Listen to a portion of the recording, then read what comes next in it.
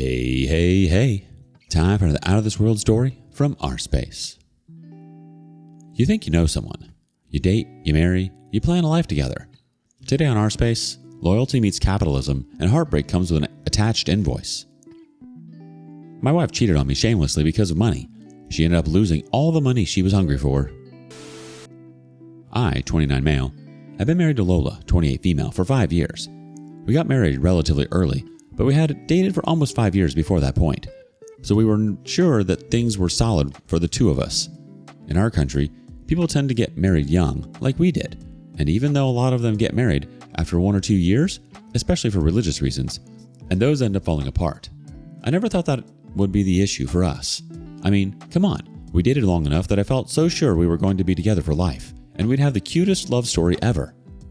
The country I live in is rather poor, so a lot of the time people operate in a kind of survival mode where everything they do is focused on money or finding food for the next day. It's also why we have such horrible corruption. I've seen a lot of people think that girls from third world countries are the best ones to go after, but I can tell you that it isn't always like that. Even for us guys from these same countries, it can be really tough finding the good ones. I'm not saying that true love doesn't exist, but finding it in the absence of money can be really hard. It sort of sounds stupid saying it now, but I really did think that Lola wasn't like the rest of those women. We met from a young age, and it was an age where most women are super concerned about survival. She was living with her parents, and her family is middle class. So is mine. We'd do basic picnic dates, occasional trips to the theater, and sometimes I'd take her to a nice restaurant for fancy occasions. I wasn't the richest person when we were dating, and she seemed completely fine to be around me at the time. She never demanded more than I had, and she was always very grateful with what I had to offer. I thought she was the kind of girl you hear about in stories where she was there when he had nothing. That kind of thing. She seemed loyal, and it feels like my heart is burning now that I know that's not the person she is. But maybe she was that person, and now she's different. I don't know what could have changed in her, but yep, she's definitely very different now. I found out recently that Lola has been playing the role of a sugar baby, or whatever more formal way there is to put it. It nearly killed me finding out. I only found out because she was doing some shopping. We were in the grocery store together, and since she didn't have pockets and she left her bag in the car, I was holding our phones. Her phone vibrated and I looked at the screen, thinking it was my phone initially. When I saw it was hers, since she's my wife, there was no reason for me to avert my eyes or try to give her privacy. There's no notification I shouldn't be able to read if I want to. So I went ahead to read it. It was from a guy whose number she had stored as boss. I didn't know if it was her actual boss or not, but the text was, "I'm glad you received it. Maybe more next week." I know that it could have meant anything, but my mind instantly went to the worst case scenario, and that was that the person was someone, whether her boss or not, who was giving her money. I might have been able to assume it was for some kind of product or service, but the guy talking about more next week was what clued me in on that wasn't the case. I knew that I wasn't crazy, and that phrasing seemed a bit too generous. I couldn't dive into it at the time, but I knew that I was going to figure out what was going on later, when I had the space and time to check it. I've never been the kind of person to check phones. Honestly, I've always found it to be invasive, and I think that when you do it, there's probably no hope left for that relationship anyway. I've always hated it, but that was the first time I realized its usefulness. I had to confirm my suspicions. She wouldn't tell me if I asked, so yes, I had to grab her phone when she was sleeping one night, and then I went through everything to see exactly who boss was. I hoped to see that they were talking about work things and I misunderstood the situation, but that wasn't it. It was clear that her boss wasn't her boss. The entire conversation was full of them flirting with one another and a lot of talk about money. Sometimes he'd just send the money and she would either make that known by thanking him or he'd come to let her know that he had sent the money to her account. Other times she would ask for it because she was broke, and it wasn't always just asking for cash. Sometimes she asked for favors, like saying she wanted to buy some bag or some shoes. Apparently they were expensive brands, but I'm not into all that stuff. So when she brings it home and tells me it was affordable, it's not like I can tell the difference. Yes, I know Gucci, Chanel, and Versace are big brands, but knockoffs are so easily available here that I wouldn't believe any of them were real in the first place. It was so clear from the text that she was in majorly for the money.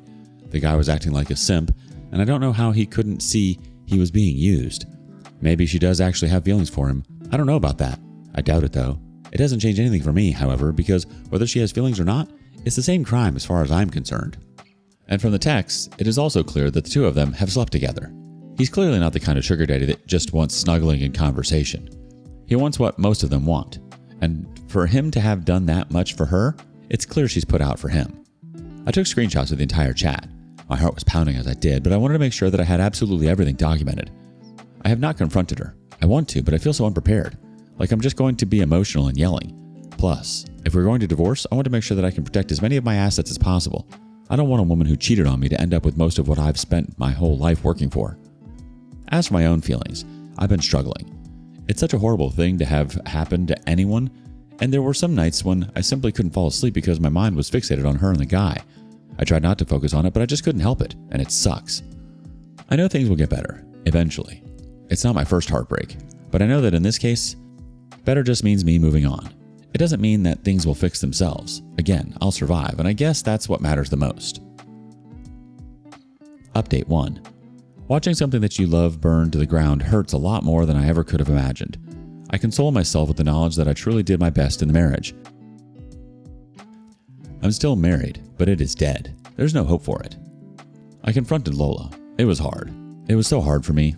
I got on with it, and I recorded the conversation, because it is something that will be useful in the courts. I know a lot of people do really elaborate confrontations, but I couldn't do it. I just wanted to know why she had done that to me, especially since she was never really obsessed with money. I simply told her that I knew about her sugar daddy. She looked confused, and I mentioned boss, and her face gave her away. There really wasn't any misunderstanding. It's crazy how I was hoping there'd be an explanation, even all the way to the very end. I asked her to explain herself, but she took a really long time to say anything. She tried to speak, but she was stuttering. I'm just not a mean guy, naturally. I even find it hard to turn on. I could have barked at her to say something, but I just asked her why I was no longer enough to provide for her. It took her a long time to say something yet again, but eventually she spoke and told me that it wasn't about me. She had her eyes open to the great things in the world, and as much as she had never been a materialistic woman, there was something sad to her about certain things existing but being impossible to attain or achieve. There are certain things that only rich people will ever get to enjoy, and she felt like it was a shame to not enjoy certain aspects of life. I asked her why she thought that we'd never be able to attain most of those things ourselves. We were doing well for ourselves, our careers were going fine. I was preparing to write a professional exam that could give us the chance to move to a better country. She claimed that it wasn't that she didn't believe in us, but she just didn't want to wait for the opportunity to present itself. Because it wasn't written out clearly in the texts, I asked her if she slept with him. She paused and nodded her head, but I told her I couldn't hear her, and she said yes. I asked how many times. She said she couldn't count, but more than 20. I felt like my head was going to explode. I had such a horrible headache at that point. She cut in and said that I needed to understand that there was nothing romantic there. Even if he thought so, she didn't. She was just doing it for what he provided, and it was supposed to mean something to me that it was purely physical. I told her I couldn't care whether it was mental or emotional or physical, as long as he had climbed on top of her and effed her. That was all that I needed to be furious. I pointed out that even though she had been doing it for the money, it hadn't benefited the house. Just like it took to be a cheater, she was selfish in all aspects. I asked her what she thought was going to happen to us, just out of curiosity. She claimed that we could work things through if we really wanted to. I actually pointed out that she was right, because she was, but I didn't want her that badly. I'm not so afraid of the dating pool or being lonely that I would choose to stick with someone like her through that kind of an affair. I made it clear that we were going to get a divorce, and she started to panic. It really annoyed me, and I told her that. It was like killing someone and then panicking when cops knock on your door. It was the consequences of her actions, and it was the expected consequence. There was nothing surprising about it. She was with him long enough to have slept with him more than 20 times, yet she was behaving as if I was being cruel to her. I let her know that she was going to have to move out. I was the one paying for the place, and she was the one who had cheated, so there really wasn't a reason for me to be the one to leave. She eventually gathered up as much of her stuff as she could, and then she called an Uber to take her to her parents' house. I knew they were going to ask a lot of questions and start pestering my life, but thankfully, my telling them to ask their daughter each time they asked me a question about what had happened was enough. I've gotten a divorce lawyer. He was rather expensive, but I'm convinced that he's the best one who is available in my city. Papers have been made, and they were served to her at her parents' house to let them know that things had been decided. Annoyingly, that didn't stop them from coming to the house to try and figure out what was happening and why I was being so harsh with Lola. Again, though a little more respectfully, I told them to ask their daughter what was going on, but I promised them that what she did warranted the response they were seeing from me. At this point, all that's really left is for me to wait and wait. Once she's signed the papers and they've returned, we'll be able to get things going soon enough. Edit. Lola has signed the divorce papers and they've been sent in. So now I know that I'm about to enter the next phase of my life. I expected divorce to be extremely rough, but I'm going to do my best to survive through it. Update 2. Where I live, people really only get divorced when things get bad. It is getting more common these days thanks to the younger generations, but I still feel weird about being divorced now. It feels like I failed at something in my life, even though I know that this failure had nothing to do with me at all. That sucks, but that's life. People lose loved ones to drunk drivers, so other people's negative impact on my own life can get worse than divorcing a cheater. We use fault-based divorce, which was good for me. I had the text messages and the admission of guilt that I had recorded. Those two made me feel like I was in a really good spot, and I was. I was able to prove that Lola had been cheating on me, and it was convincing enough to the court. I hear that infidelity can be tough to prove, but I guess that in this case, the fact I had documented her cheating on 2 occasions was very helpful. Here's the fun part. Alimony isn't a big thing in this country. We still split marital property, but I didn't have to worry about alimony at all. And on top of that, no kids to worry about custody of. It's crazy because we were so close to trying for kids. So close. That would have been a massive mistake. Not the kids themselves, but the link to Lola. I knew that the moment the divorce was over, I would act like she never existed. I think that's the quickest way to heal. I know a lot of people will disagree anyway. I had worked with my divorce lawyer to reduce the assets in my name. It wasn't too tough. There's a plot of land I own, and while that was hard to get rid of, he helped reduce the amount of money that was in my name. Sadly for Lola, all the money that she had gotten from boss and tucked away, she had put it straight into her regular bank account. She hadn't tried to hide it, and her lawyer hadn't helped with that either. And the crazy thing is that it was a lot of money. It was almost 3 times the savings I had before I spread them around. All of that was from her sugar daddy, who was probably a politician or something, judging by the amount. What that meant was that I got a pretty substantial payout from the money she had been sleeping around for. Honestly, that seemed really fair to me, and since I'm a lot smarter with money than she is, I know that I'll be able to make quite a bit of profit off that money. She was so angry at herself and me for taking that money from her, and I couldn't help but let her know that was how the judicial system treated men most of the time. I did tell her that there was little to be angry about, at least relatively speaking, because it's not like she had actually worked for that money. Interestingly, she got the apartment we were in. I didn't mind that because it's not like it's permanent. Plus, I prefer to keep the plot of land I had rather than split it with her. It'll be worth a lot in years. After the divorce was finalized, she was left handling the apartment by herself, with a lot less money than before. She works at an okay job, so I wasn't even worried about her fending for herself. She's less frugal than me, so I knew that part would be an issue, and at the end of the day, she still has her sugar daddy, so there was that. About that, apparently she got pretty desperate after the divorce, and she started coping with a lot of shopping. I know this because she was posting a lot of stuff she was buying on her Instagram story. It was amusing. I assume her man was the one funding it. Eventually, the shopping slowed down, and I remember thinking that she had mentally settled, but nope.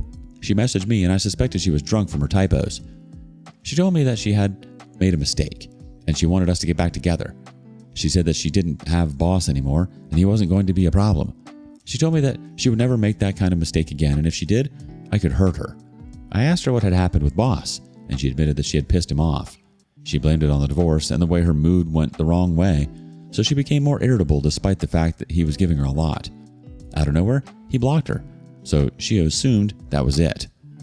I laughed like mad on my side of the phone, and I blocked her too after that, because it seemed like perfect timing. It felt like the last piece of satisfaction that I needed after the divorce. I hated her for trying to get us back together, though. I still have a soft spot somewhere in me, but I refused to let her take advantage of that. We were really young when we started dating, so she's been a major part of my life, but I know that she's gone from my life now, and that's fine. I've had to block her on 3 other platforms because she's tried to contact me on multiple occasions. I told her on one of them to stop reaching out to me before blocking her, so I hope that will do the trick.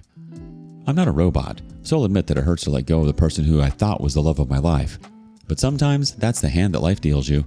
I'm still young, so I know I'll get my head above water soon enough. Once I've gotten much better, I'll choose whether I want to dive back into dating. Maybe, but right now the concept is far from attractive. I've been scarred, but I guess that's one of the ways you can learn. It takes a special kind of detachment to sit across from your spouse, talk about the future, plan exams, migrations, and children, while quietly monetizing your marriage on the side. Sleeping with someone more than 20 times for money isn't an accident, and trying to negotiate reconciliation only after her financial backer disappeared sounds about right. Like her coming back afterward like, "Hey, so the money guy ghosted me. Want to rebuild our marriage?" is absolutely unhinged. I'm still stuck on the fact that she told you that she didn't want to wait. Plenty of people live in difficult circumstances without selling out the person who's standing beside them.